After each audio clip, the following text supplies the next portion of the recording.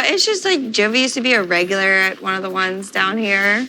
Knew all the strippers, and he like sleep with them. Welcome back to Supernova Traveler. If you are new, thank you for joining our Travel Around the World family.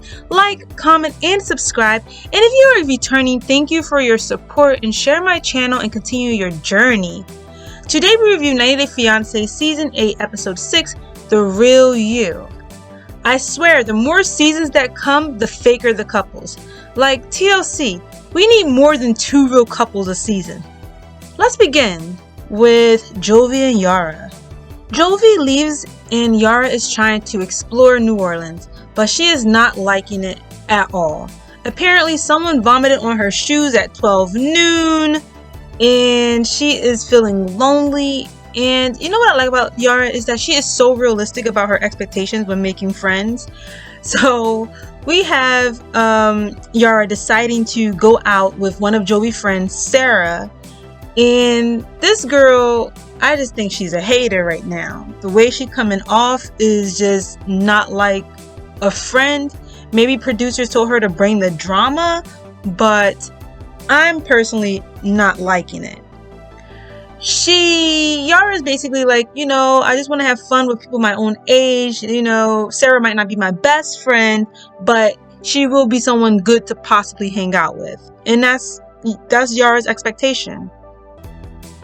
Like, in regards to Sarah, I would expect a family member to try and embarrass Jovi, but this girl here just spilled all his past life habits. He was, always out, having a good time, till 3 a.m., drunk. There is no honor among friends. She was talking like a jaded woman. And like not know where he was at or what happened the night before. That's crazy. That sounds to me like not about Jovi. Yara commented on not knowing Jovi as well as she thought after hearing the information about him wanting to go to strip clubs and being a party boy and drinking all the time. But she honestly took it more like, well, I trust my man and that's not how he is now, so why are you telling me this stuff? What should I feel about strip clubs? Well, it's just like Jovi used to be a regular at one of the ones down here. Knew all the strippers, and he like sleep with them. And I appreciate Yara for that because Jovi may have some issues and things that I don't personally like, especially about that miscarriage situation. But if he's changed his ways to be with Yara, why is Sarah coming in and spilling all this tea? And even Sarah admits that Jovi seems to have changed. So why are we bringing this up? Let's move on to another couple.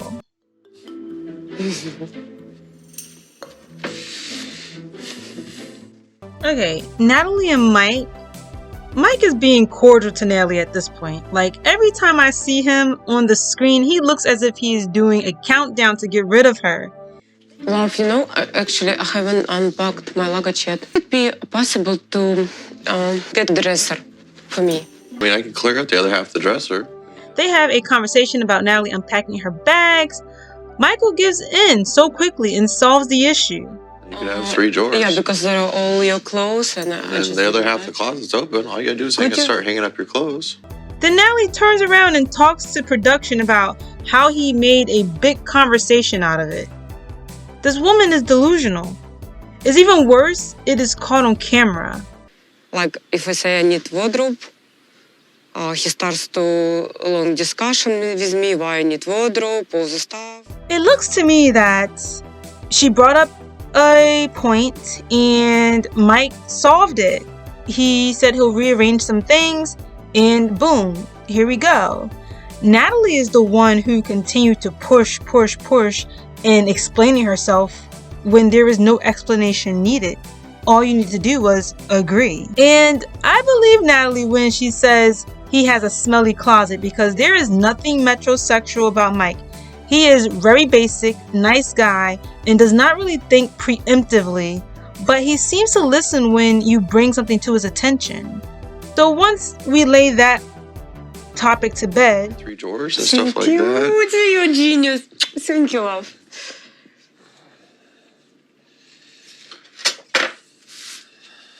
Just so you all know, I felt that moment was extra condescending. I don't know about how you felt about it, but Natalie needs to chill. Natalie then talks about her mom and tries to pass off that everything is so nice and Mike and her are getting along well, they're working on the relationship, and Natalie is doing too much pretending. Maybe she just wants to be on television? I don't know. She then talks about how the ring represents her status and Mike's feelings for her. Guess she should have thought first before throwing his feelings in his face. You know, I'm going to keep bringing this up. Like, she keeps complaining about something that she did. Anywho, we move on and Natalie talks about how her life in Washington is just extremely boring. Is laboring. All she does is clean and do housewife stuff. She doesn't have any family. She doesn't have any friends. And then she says her fingernails are so dirty. And she loves her fingernails so much. I had to remove my nails and it was painful for me. I loved my nails a lot. It's just, you know, Natalie, if you're happier in Russia, just go back to Russia. Why are you fighting for something when this man, he really isn't sure about you anymore? Let's drop in on Andrew&Amira. And like I said before, I don't like Andrew. I know that he showed up as Prince Charming for the kids. I don't like him. And I'm just going to use this retelling of their story as, you know, drop in a few quotes that he mentioned. I really wanted this trip to happen. And she ultimately is suffering because of that. Andrew swears he is in a soap opera. He says, "This view depresses me. I knew the risk, but I was optimistic. I was hopeful." He's straight up on the show to start his acting career. Honestly, he is so fake to me. How are you going to go to another country, barely know the language, and decide to make phone calls without hiring an actual translator? He really is not even trying to find or help Amira. Honestly, how much of an idiot is Andrew? Here's another quote. "Like the one hope I have for tomorrow is the complete opposite of today." And I feel helpless and powerless to do anything about this current situation. The one hope I have for tomorrow, that it is the complete opposite of today. Andrew, I'm quite sure you and Amira could have applied for an extension on the Fiancé visa and waited a little longer. People, I don't trust Andrew, and I honestly don't think he would be that great in a real relationship. He is a red flag walking. He's an emotional abusing red flag. You know, and emotional abuse doesn't have to be you saying, "Oh, well, you're disgusting, you disgusted me." It's any form of someone trying to manipulate you because they know exactly how you feel about them and they're trying to get what they want. I'm not feeling Andrew, and I just don't think I have a lot of respect for him. Hopefully it gets better. I have not watched 7, 8, and 9, so don't give me any hints, but I don't think it's going to get better. Moving on to our next couple, Tarik and Hazel. Hazel finally meets Ari, and it was a very sweet reunion. You can tell that Hazel really wants a better life, and she authentically wants to make the relationship with Tarik work. Ari recognizes Hazel and looks to be very comfortable with her and accepting. Okay, you got your game. Who is it? Hazel. Yeah. We then find out that Ari sleeps with her dad, and Tarik basically puts all her clothes in his room. So now Hazel has to figure out where to put her clothes, which, you know, that's an easy fix. You could just put it in Ari's room until they train Ari to sleep by herself. Here, can I have your game? Tarik and Hazel have a welcome party for Hazel with barbecue, and I have to say that food looked real dry, so I can understand why Hazel was not a fan. So Hazel, have you ever had American barbecue before? No. How do you like it?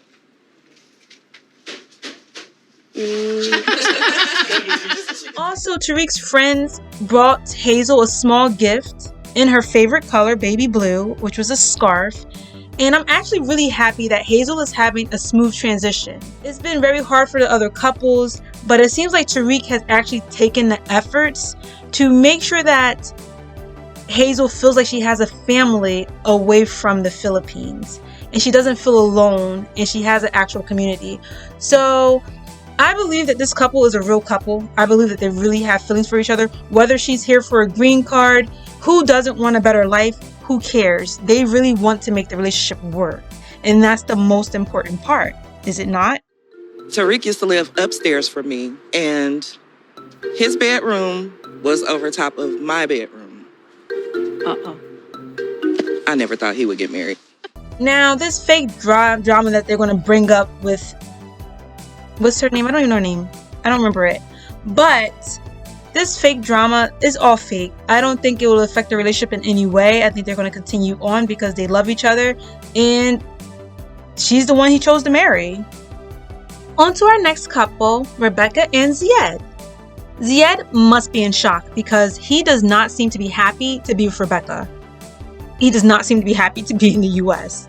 Or maybe I don't know. Rebecca keeps stressing about being alone with Zied because she just wants to have coitus with the man. But it's against his religion to actually do so, but practicing religion is flaky. They keep stressing Zied's age. It's annoying. Get off it. Let's just focus on the actual relationship. Zied seems so apathetic to meeting Rebecca's daughter and boyfriend. Her daughter even mentions that her mom completely adores Zied, but they do not see it reflected back. Now, the one excuse I can give Zied is that I don't understand why these Americans want to take people out to eat as soon as the plane lands. Don't they understand that people need rest after such a long trip and a shower? They question Zied about his work plans, but obviously he just arrived. He has no clue how things work and it will take time.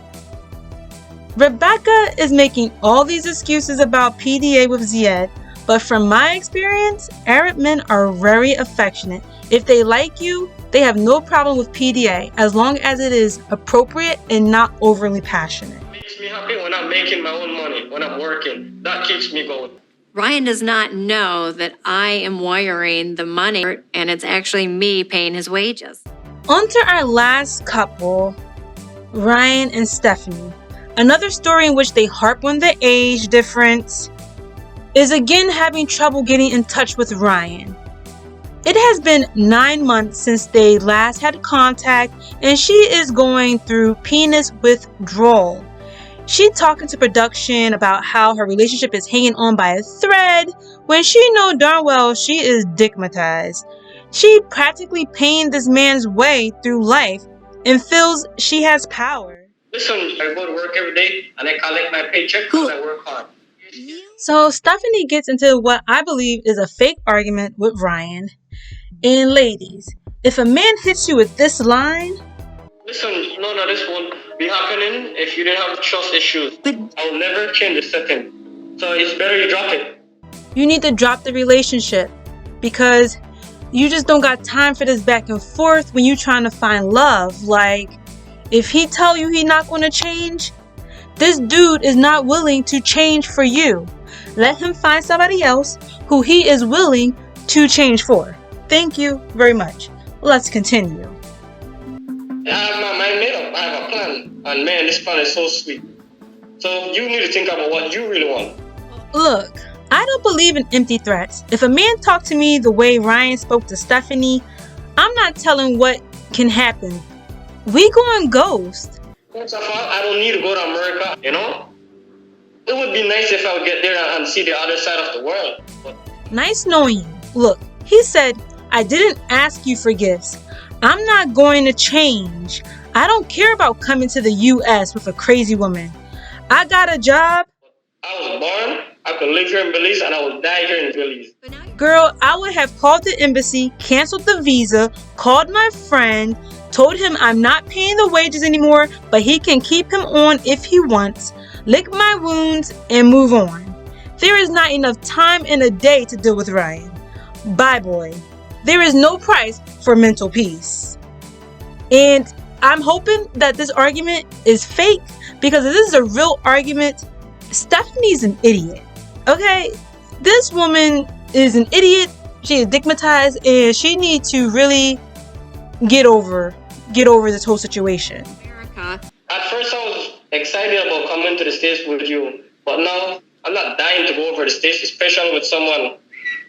Oh, thank you again, everyone, for dropping by to watch 90 Day Fiancé Season 8, Episode 6, The Real You. And please remember to comment, like, and subscribe to my channel, and share it. Please share it. Let me get to my 1,000 subscribers at very least. I am trying to amp up my work effort this month. So have a great day. And hopefully I'll be coming back soon tomorrow with another review.